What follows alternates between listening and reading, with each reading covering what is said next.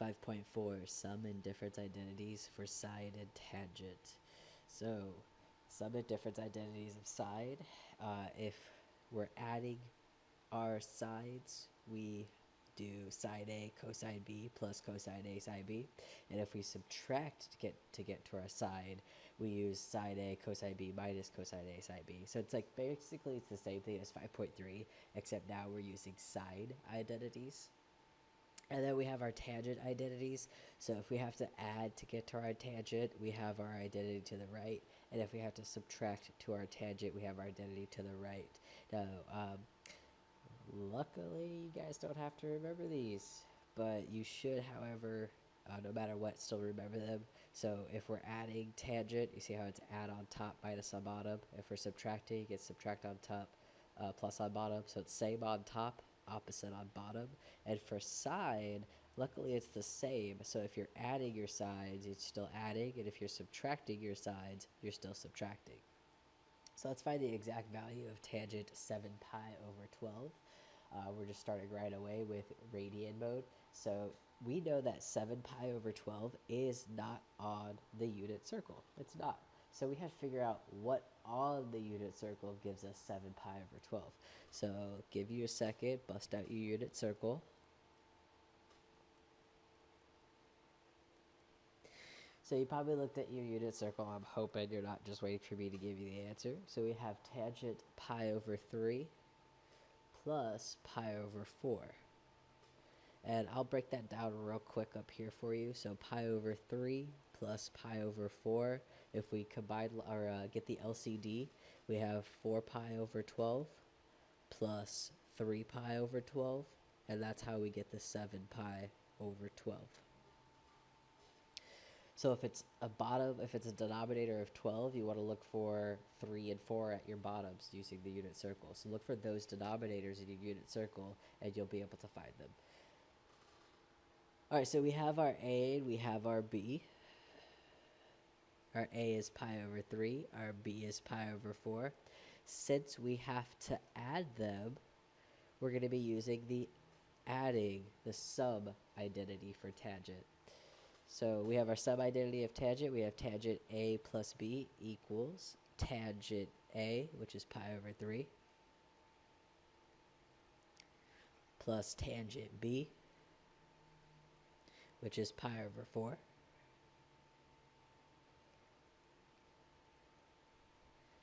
And that's all over 1 minus tangent A, which is pi over 3.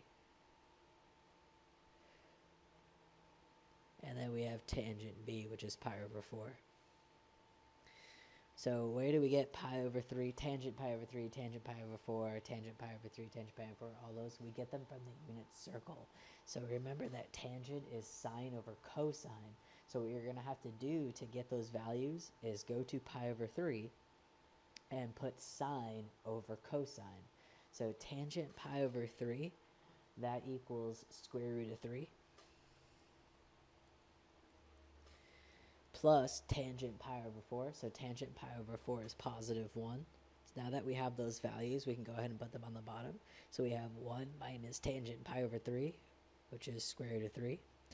And then we're going to multiply that to tangent pi over 4, which is positive 1. From here, we're just going to simplify as much as we can. So on top, we have square root of 3 plus 1 over 1 minus the square root of 3. Now, I don't know if you remember, but we're not allowed to have that radical on the bottom. And since it's a binomial, meaning two terms. We have to multiply by the conjugate. So the conjugate is everything the same, except you switch the sign. And it creates a difference of 2 squares. That's why we do that. So we multiply in the form of 1 plus square root of 3 over 1 plus square root of 3. And we have to FOIL the top. So when we FOIL the top, we have square root of 3 times 1. So I'm going to color here. Square root of 3 times 1 is square root of 3. And then we have square root of 3 times square root of 3, which is just 3.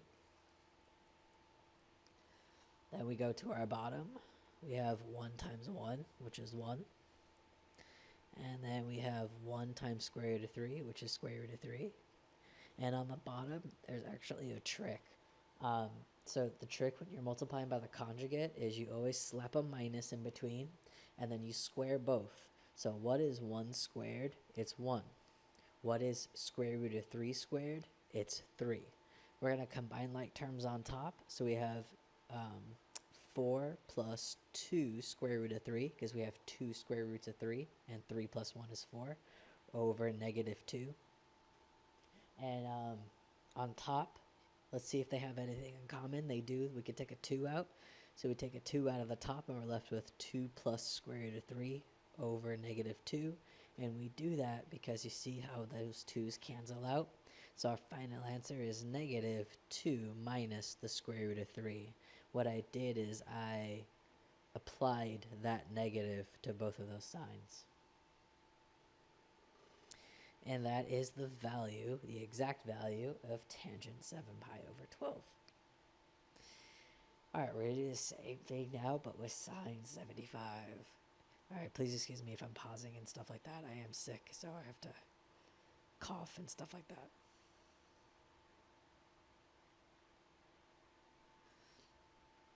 Alright, let's go on to part B. Forgot I needed a bunch more space for this. So write them all on yours. Alrighty, part B. Let's find the exact value of sine 75 degrees. So we want to look for two numbers that equal 40, or that equal 75. I said it. It's sine 45 plus 30. Because 45 degrees plus 30 degrees is 75 degrees. So since we have sine A plus B, we're going to be using our sine addition identity of sine A cosine B, and then plus cosine A sine B.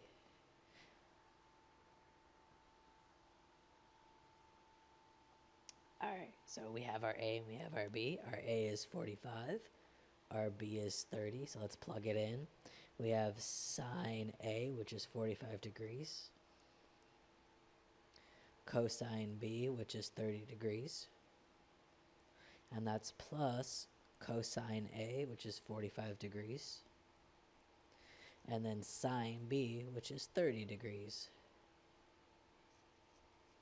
Alright, so we use our handy dandy unit circle to find all of our values. So sine 45 is square root of 2 over 2. Cosine 30 is square root of 3 over 2. Plus cosine 45, which is square root of 2 over 2. Times sine 30, which is 1/2. So we simplify just like we did in the previous section in 5.3. So we have square root of 6 plus square root of 2 all over 4. Because 2 times 3 is 6. 2 times 1 is just the square root of 2. And our denominator both is 4. Alrighty, part C. So you're probably realizing that this is very similar to 5.3, and you're 100% right to kind of make that correlation that we're just doing 5.3 with different identities. Alrighty, so part C. Part C, we have to find the exact value of sine 40. I know you could probably see it on your paper, but I can't see it on mine. Cosine 160 minus cosine 40. You're going to hear my dogs bark. Sine 160. So if we look at our identity, we're given the right side of the identity. So we're not given A plus B, we're given the whole thing. So we just want to match it up with the identities that we know of. So we have sine, cosine, minus. So sine, cosine, minus. That means this identity originally comes from sine A plus B. All we need to identify is A and B. So we have A is 40 degrees and B is 160. We're going to plug them into our handy dandy formula that we have. So we have sine A, which is 40 degrees, and B, which is 160. We simplify to get sine Bear with me, sorry. Sine. I wrote down that one wrong. It's not 160. It is. It's 4160.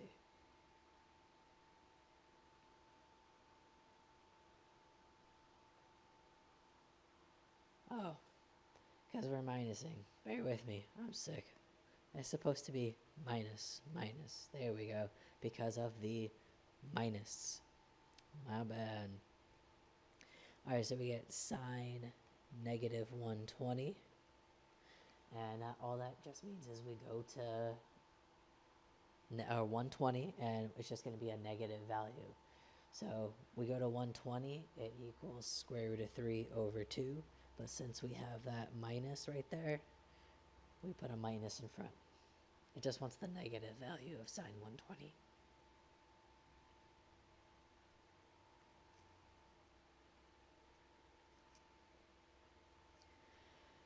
Alright, example 2. We're going to write functions as an expression involving functions of theta. I need a little more space for this. Alright, the first one we've already talked about cosine in the previous chapter. That's the wrong section. Make this sine. Make that sine 30 degrees plus theta. Alrighty, part A. Part A, we have sine 30 degrees plus theta. So since we're working with our sine identity, and since we're adding it, which is the sum identity, we have our A, we have our B, then all we're going to do is just plug them into our sum identity for sine. So we have sine A, which is 30 degrees. And then we have cosine B, which is theta. And that's plus cosine A, so cosine 30 degrees. And sine B, which is sine theta. We're going to simplify as much as we can. So sine 30 is 1/2. So we have 1/2 cosine theta. Plus, and then cosine 30 is square root of 3 over 2. Sine theta. And do you notice that they both have a denominator of 2? So we can actually clean this up and just make it one whole denominator. So we have cosine theta plus square root of 3 sine theta all over 2. That's all we can do because we don't know theta. Alright, part B.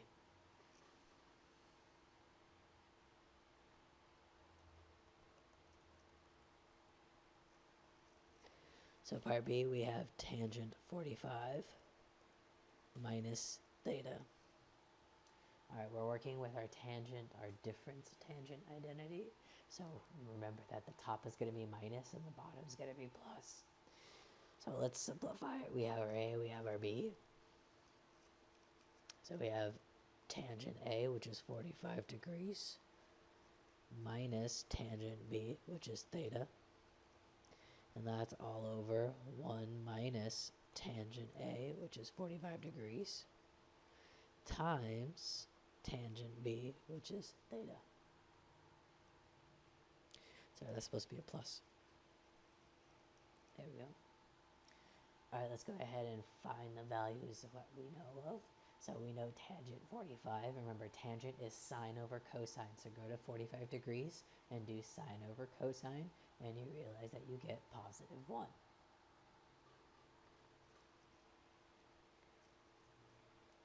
So we have 1 minus tangent theta over 1 plus, and we know tangent 45, it's 1, times tangent theta. So let's just simplify. Remember PEMDAS, we have to multiply first. So we have 1 minus tangent theta over 1 plus tangent theta. Because this is 1 times tangent, we don't need that.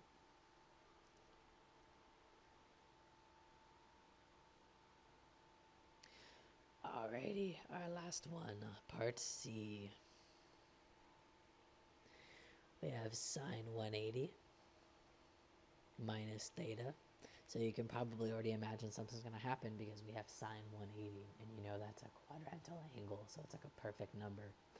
All right, since we're subtracting, remember that we're going to have our difference sign identity. We have our A, we have our B. So we have sine A, which is 180, cosine B, which is theta, minus cosine 180, sine theta. Let's simplify. We know what sine 180 is. It is 0. And cosine 180 is actually -1.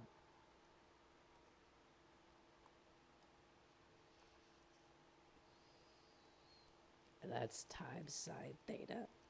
So 0 times cosine is 0. So basically that goes away. Negative and negative become positive. So positive sine theta. Or just sine theta.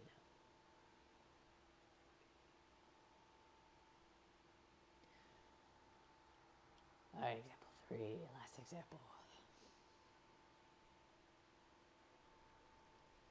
Alright, so finding function values in the quadrant of a plus b.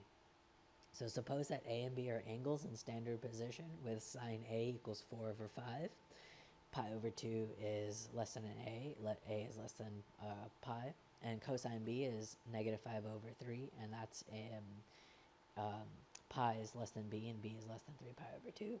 And we're going to find each of the following.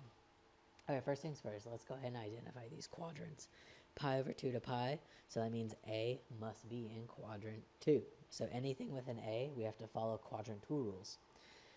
And then we have our anything with B is in quadrant 3.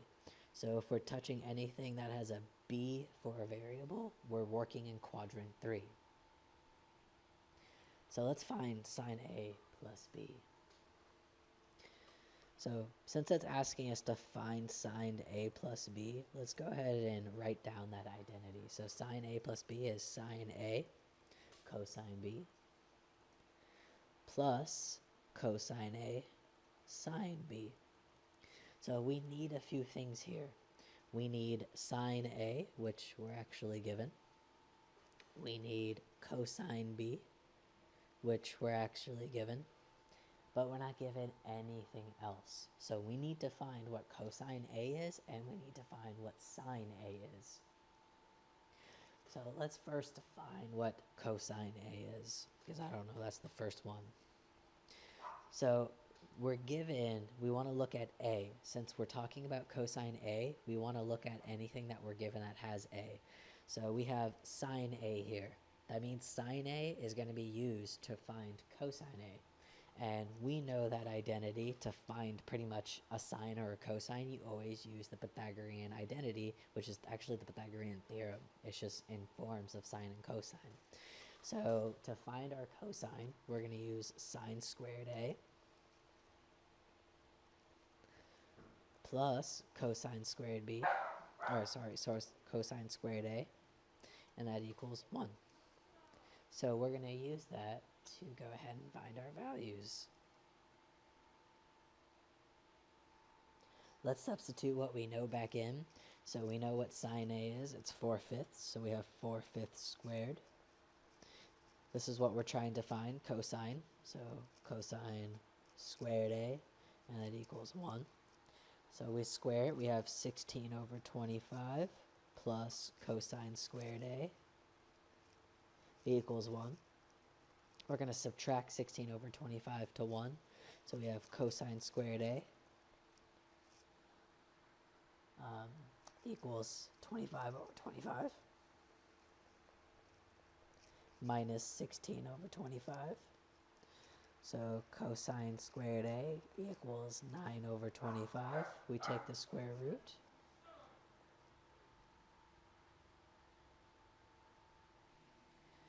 We square root it to get cosine by itself.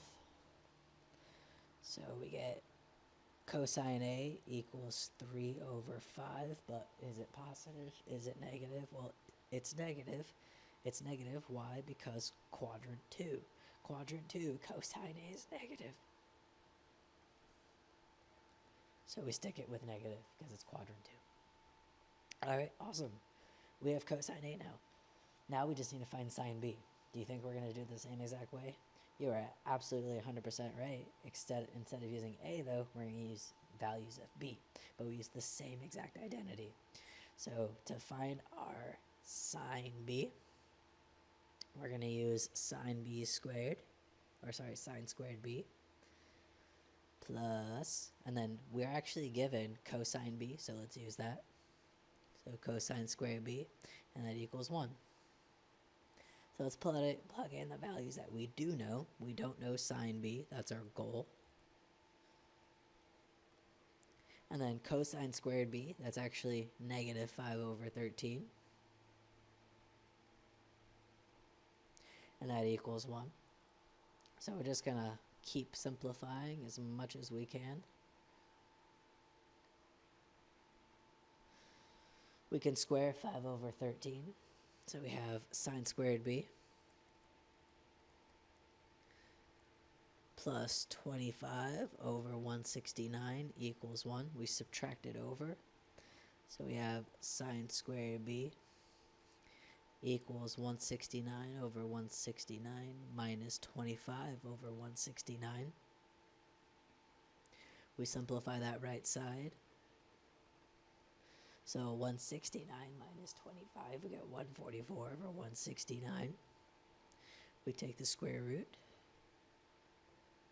So we have, finally, sine B equals 12 over 13. But is it positive? Is it negative? Well, it's negative. Why? Because it's in quadrant 3. Anything with B is technically in quadrant 3. All right, now we have all our values to plug in. So we're actually now going to plug them into the side sub identity. All right, so we have side A, which is 4/5.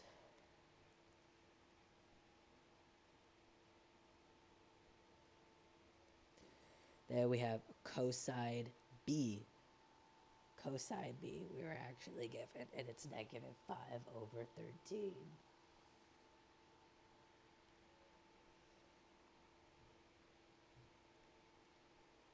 And then we're going to add that to cosine A, which is negative 3/5. And then we have our sine B, which is negative 12 over 13. And from here, we're just going to simplify as best as we can. So our left side, we have negative 20 over 65. And then on the right side, we have negative and negative become positive. So positive 36 over 65. We keep simplifying to have 16 over 65. And we cannot simplify that, so we're good to go. All right, part B, we have tangent A plus B. Now, we have to find our tangent function. So remember, tangent is sine over cosine. Luckily, we have sine and cosine for A and B because we found all of that crap in part A. So since we have the sine A plus B, we know we're going to be using the identity of tangent A plus tangent B over 1 minus tangent A times tangent B. So what we need to do is find tangent A and tangent B. So to find tangent A, that is technically sine A over cosine A. We actually have those values from the previous example. So sine A, it was 4 over 5. Cosine A was negative 3 over 5. And that leaves us with negative 4 over 3. So we have tangent A, it's negative 4 over 3. Now we need to find tangent B. So tangent B is the same thing as sine B over cosine B. And we actually have those values.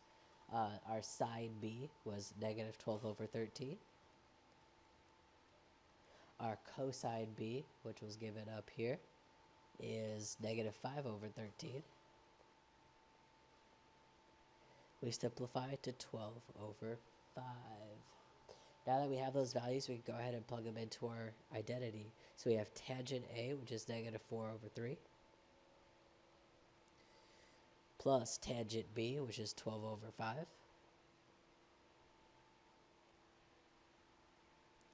That's over 1 minus tangent A, which is negative 4/3, times tangent B, which is 12 over 5.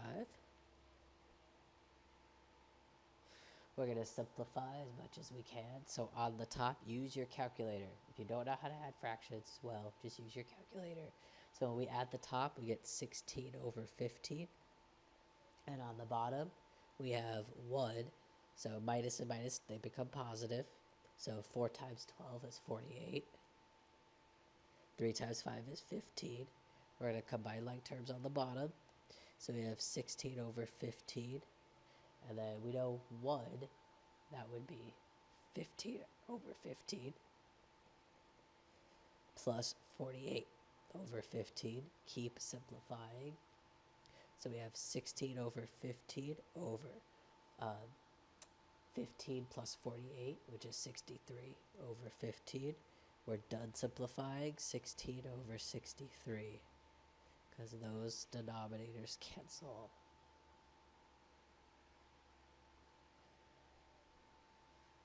Use your calculator for fractions. If you want to do it by hand, do it by hand, but I highly suggest just using your calculator. Alrighty, part C. Let's figure out the quadrant of A plus B.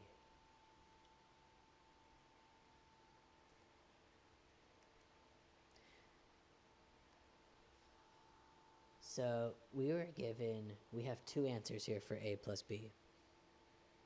We have sine A plus B, which was 16 over 25. And then we have tangent A plus B, which was 16 over 63. So what do you notice about both of these values? They're both positive values.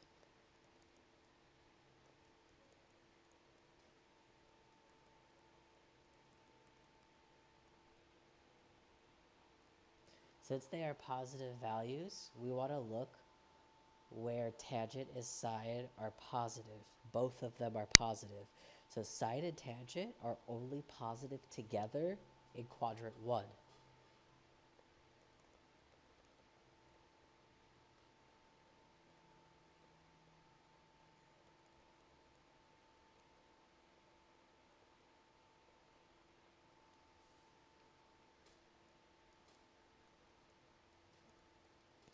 So that's where it's at. It's in quadrant 1. Because that's the only place where sine equals a positive and tangent equals a positive.